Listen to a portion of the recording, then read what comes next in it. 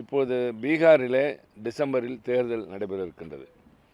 அந்த தேர்தலுக்கான வாக்காளர் பட்டியலை சீரமைப்பு என்ற பெயரால் SIR என்று சுருக்கமாக சொல்வார்கள்.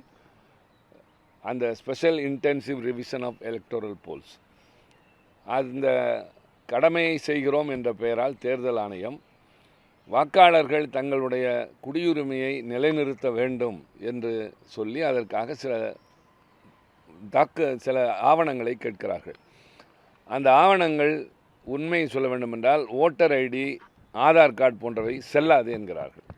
ஆதார் கார்டு என்பது எல்லா இடத்திலும் செல்லக்கூடிய ஒன்று. பேன் கார்டில் அது இணைக்கப்படுகிறது, வங்கி கணக்கில் இணைக்கப்படுகின்றது, எல்லாவற்றிலும் இணைக்கப்படுகின்றது.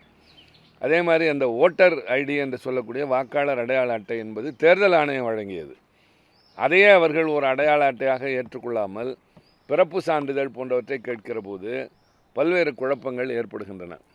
இதன் காரணமாக இன்றைக்கு பீகாரிலே அவர்கள் சொல்கிற கணக்கு 64 லட்சம். ஆனால் கிடைத்திருக்கிற தகவல் 1 கோடி பேருக்கு மேல் வாக்குரிமையை இழந்திருக்கின்றார்கள். ஒரு ஜனநாயக நாட்டில் மக்கள்தான் அரசாங்கத்தை யார் ஆள வேண்டும் என்று தேர்ந்தெடுக்கின்ற உரிமை பெற்றவர்கள். அப்படி தேர்ந்தெடுப்பதற்கு குறிப்பிட்ட கால இடைவெளியில் 5 ஆண்டு கால இடைவெளியில் தேர்தல் நடைபெறுகிற போது தங்கள் வாக்குரிமையை பயன்படுத்துவார்கள். அந்த வாக்குரிமையே பறிக்கப்படுகிறது என்று சொன்னால் இந்திய நாடு உலகின் மிகப்பெரிய ஜனநாயக நாடு என்பது இப்பொழுது விவாதத்திற்குரியதாக மாறுகின்றது.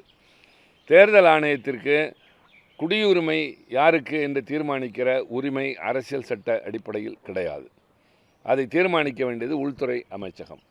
மாறாக தங்கள் வரம்புக்கு உட்படாத ஒரு பொறுப்பை எடுத்துக்கொண்டு தேர்தல் ஆணையம் இப்படி ஈடுபடுகிற போது கோடிக்கணக்கானவர்கள் வாக்குரிமை இழந்தவர்களாக நிற்கிற போது குறிப்பாக எதிர்க்கட்சியை சார்ந்தவுடைய வாக்கு உரிமை பறிக்கப்படுகின்றது என்ற ஒரு பெரிய சந்தேகம் நிலவுகிறது.